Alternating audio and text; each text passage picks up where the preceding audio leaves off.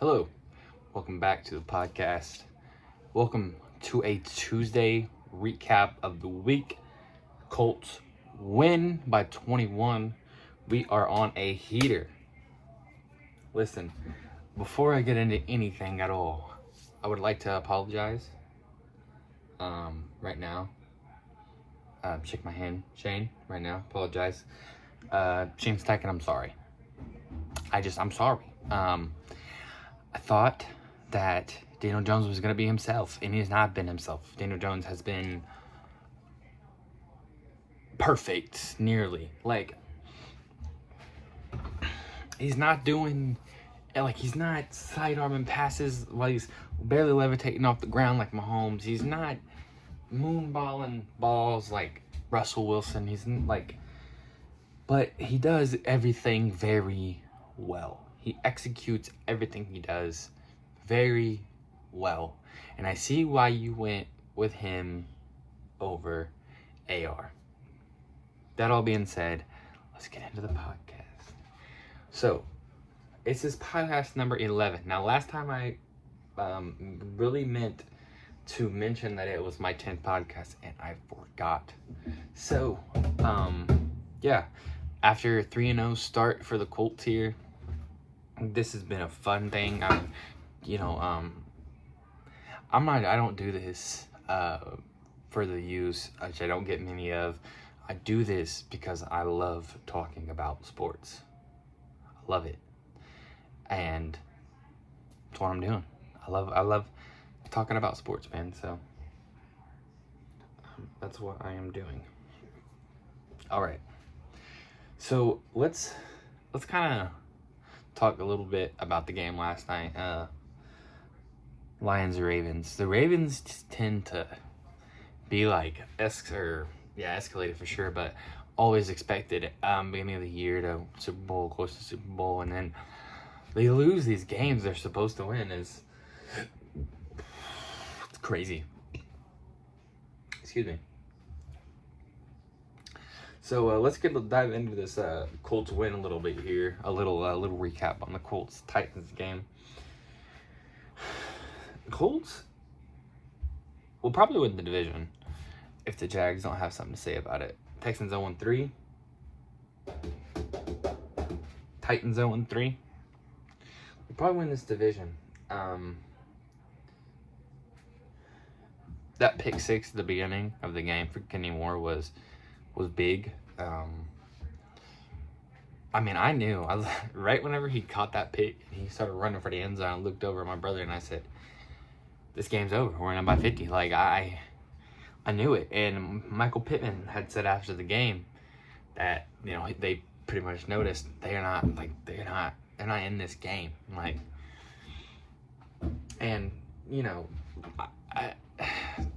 Anthony Richardson took some snaps because he, it was the end of the game and they were up by so much. And that tells you anything. That tells you that, man, I don't think the Titans really cared about this game the way you're supposed to care about an NFL game.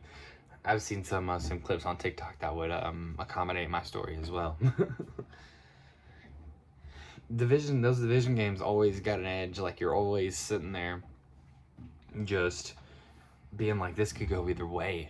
And before the game, at least, you're like, look at the little Kentucky symbols in this hat. See those? Anyway, I just noticed. I was just turning my head a second ago, noticed it in the camera, and I thought it's pretty cool. Anyway, yeah, the atmosphere is always crazy. So you go into it thinking, this possibility I could lose this. Most of the time, division opponents are tough. So yeah. Great atmosphere there. There was quite a bit of Colts fans there, you could tell. So yeah, let's get into the specifics of the game a little bit. Of course, we had Kenny Moore, get the pick, but we also had JT run wild yet again, second game in a row. He's had a very good game.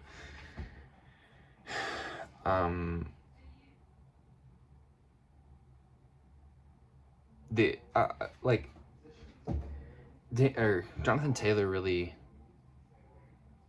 is a big asset to this team.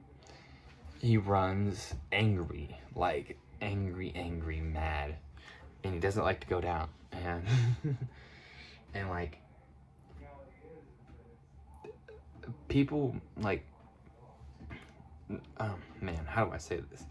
Myself included, like, we always had this critique of not Pittman, but Danny Jones, that he couldn't throw the ball down the field. And I genuinely, in my soul, believe that all of this success on the ground, you know, it opens up that pass game, and that's about half of the reason why Danny Dimes is able to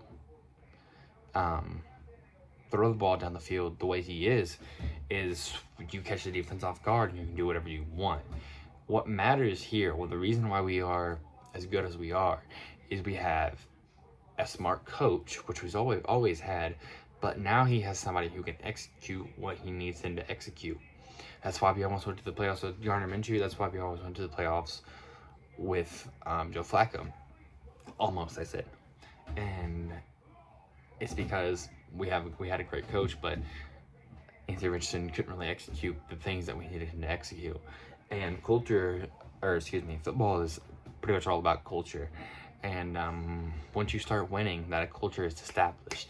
And the boys are bought into Danny Dimes. The team loves Daniel Jones. The fans are starting to embrace Daniel Jones. The team is starting to recognize that the fans embrace Daniel Jones. He's starting to hand the ball off a little more to JT. And that's elevating the fans. And so, like, what you need is, like that first game came out, we were all surprised. But now we're a little bit used to it. So if we come out, and if we were to come out against the Titans and shit the bed, like, we would have been like this was a fluke. So we didn't know we smoked the Titans and did everything almost possible. I'm gonna pull up a couple stats right here real quick. 1 second, my bad.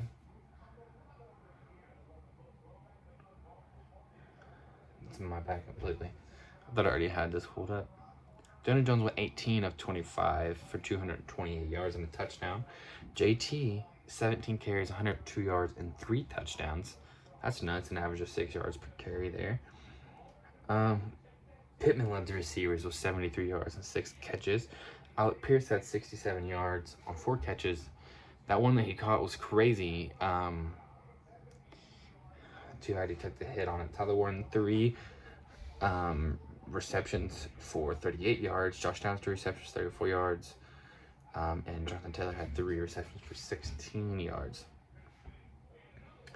On defense, we had and the interception for Kenny Moore, and that was kind of all of the real defensive, like, big plays that we had, like, stat-wise. But defense played pretty solid. I mean, obviously, they scored 20 points, but defense held them up when they needed to. 4 tackles by Zaire, 5 for Nick Cross. 2 for 3 for Spencer Schrader. He missed one? I didn't realize he missed one. And Rigo finally punted. So there's that. For the Titans, a little bit of stats. I'm not going to dive too deep into these, but Cam Ward, 1 touchdown, 1 pick, 23 for 38 and 219. Rushing touchdown for Pollard. So game kind of went in the Colts' way for the most part. I think that I always try to think about the game in my mind to, like, 2 or 3 real key plays. And if I had to do that, I would go with the interception early on by Kenny Moore, the run by JT, and probably Pierce's catch that he got hurt on. That was a big one.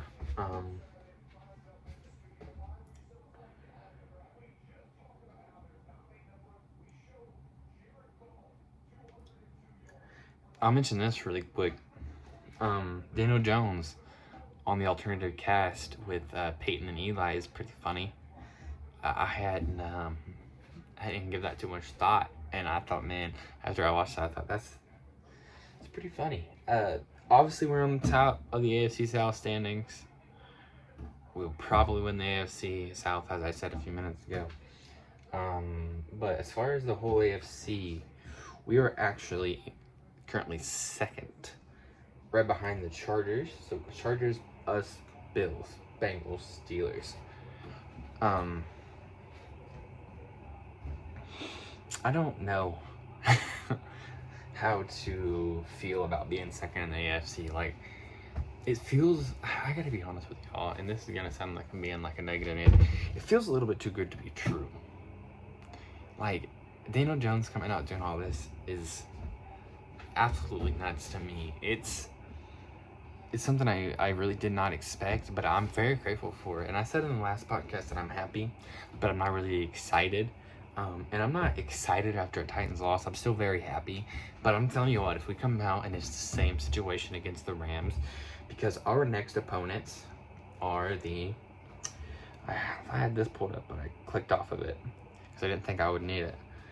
Are the Rams, the Raiders, the Cardinals. Ooh, are not the Cardinals like... Or, excuse me, the Falcons. Aren't they like doing really good this year or something?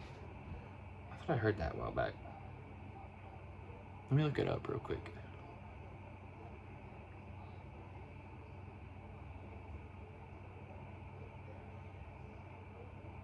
They're 2-1, so they're not bad. So yeah, we got some pretty decent teams to play. The Rams are no joke. Like, it's no joke. The Raiders are no joke. The Cardinals are no joke. So we got some tests coming up that I'm very excited about. Man, I wonder why they're not showing this. But I am very excited about. And I apologize. Yeah, I'm excited. So in the whole NFL, this is according to ESPN. Can you guys see that? I'm going to just show this real quick. We are the third best team in the NFL. See that right there?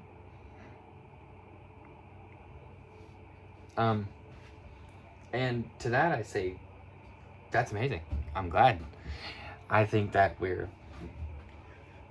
Two teams they have listed above us, I would particularly agree with. Los Angeles Chargers and San Francisco.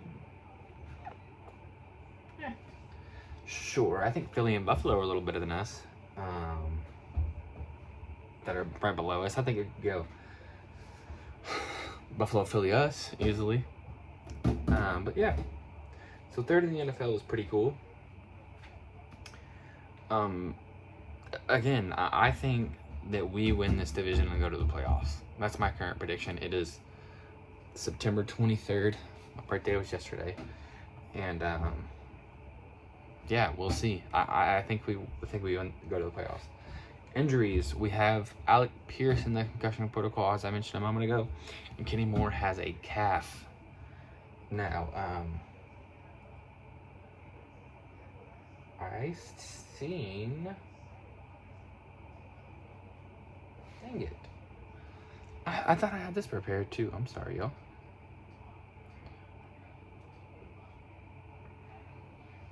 Did I not do this at all?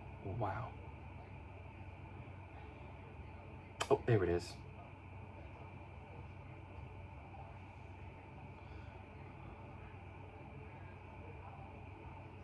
Anyway. Dang it.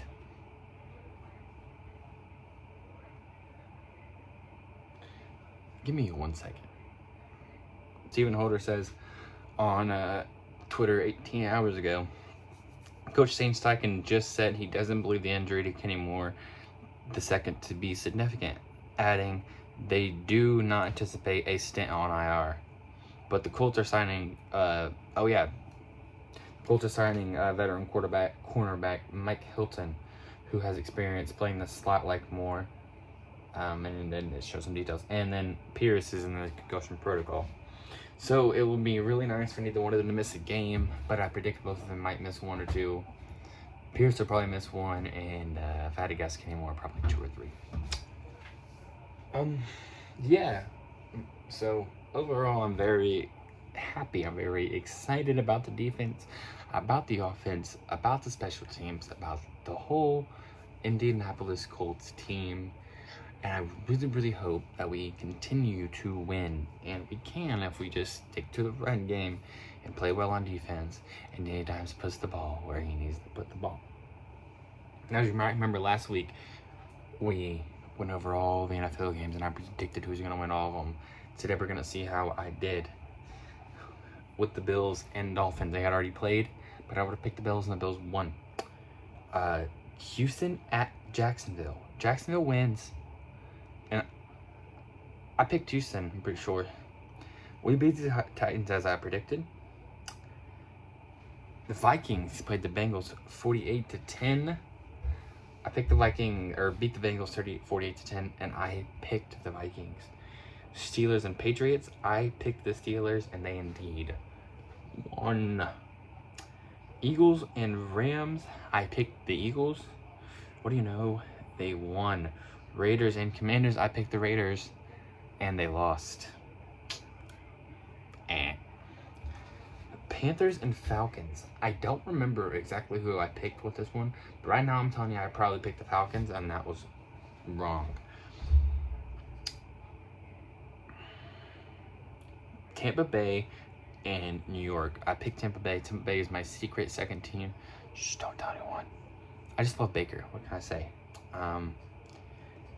And yeah, so yeah. Cleveland Brown and the Packers. Somehow, some way, the Browns beat the Packers. That's crazy, bro. Chargers at Broncos. I picked the Chargers. The Chargers won by 3. Seattle at New Orleans. I picked Seattle, and Seattle won because New Orleans is the worst team in the NFL. San Francisco at the Cardinals. I picked... Did I pick the Cardinals? No, I think I picked San Francisco. San Francisco won. Bears at Dallas. Bears crushed Dallas. And I think I picked the Cowboys. Chiefs and Giants. The Chiefs crushed the Giants just as I predicted. I think I missed like 2 or 3. That's pretty good for the first week. All right. Moving right along to good old Kentucky football. Oh, yep. Anyway, Kentucky football. They play on Saturday, 27th. They play South Carolina. I hope they do something. I hope they win. They probably will, but after that, their schedule gets really, really grueling, and yeah, it's not good. Basketball. They start in 42 days. They reported to spring training yesterday, I believe it was. Let me see. I do have that pulled up. Yeah, that was yesterday. They reported to practice day 1. Put out a pretty cool little promo video here about it. Just them doing a bit of work.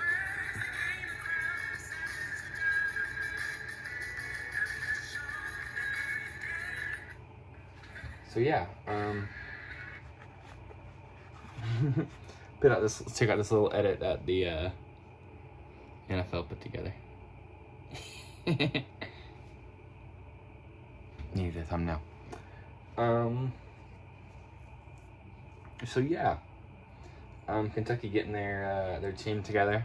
The last time I did one of these, I talked about how I didn't really want to read off all of the names on the Kentucky roster, but I'm going to, and just at least the starter lineup here, try to.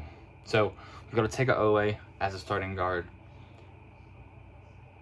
We have Denzel Arbinin.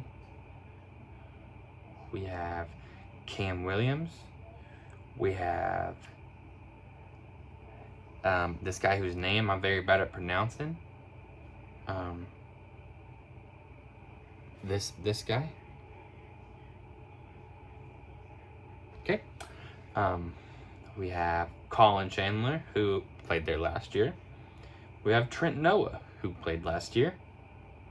We have Brandon Garrison, who played last year. Walker Horn, who is a transfer. Jalen Lowe, who I don't know. Zach Toe, who played last year. Jaden. This dude came from somewhere good, and I can't remember where it is right now. Looks like when did he play?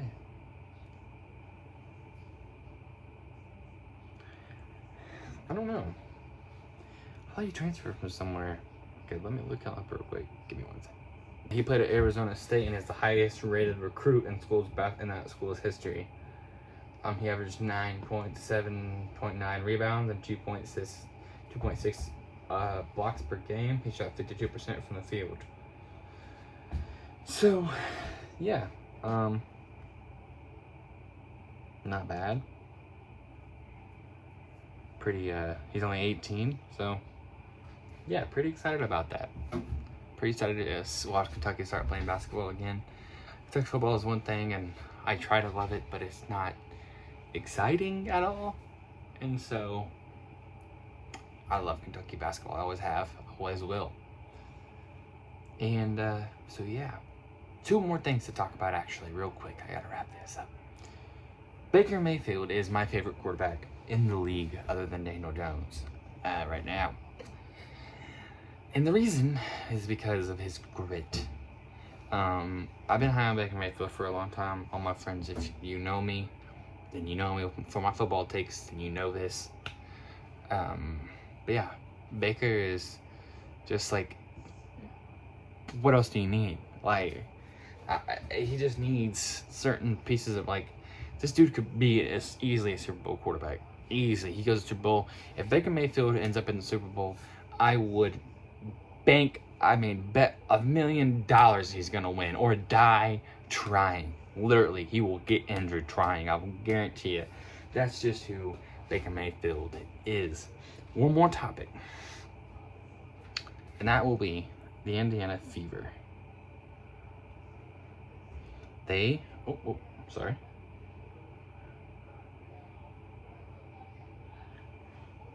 played tonight at 9:30. They're up 1-0 on the Aces. The Aces had won like 17 games in a row previous to this. The Fever on a heater without Kalen Clark. They might potentially go some rounds in the playoffs, man. So the Pacers go to the finals. Game 7 should have won. Halliburton injured. The Colts, off the first 3-0 start since Manning. The Fever now, second round of the playoffs. So, Indiana sports are doing great. IU's 4-0. Good on IU. So Indiana sports are in a great state right now. Thank you guys so much for watching. Tune in next time. Follow me on Twitter at JD's Tunes, JD''S Tunes, TUNES. And tune in next time. I'm getting a microphone soon, so stay tuned for that. Thank you all. Have a blessed day.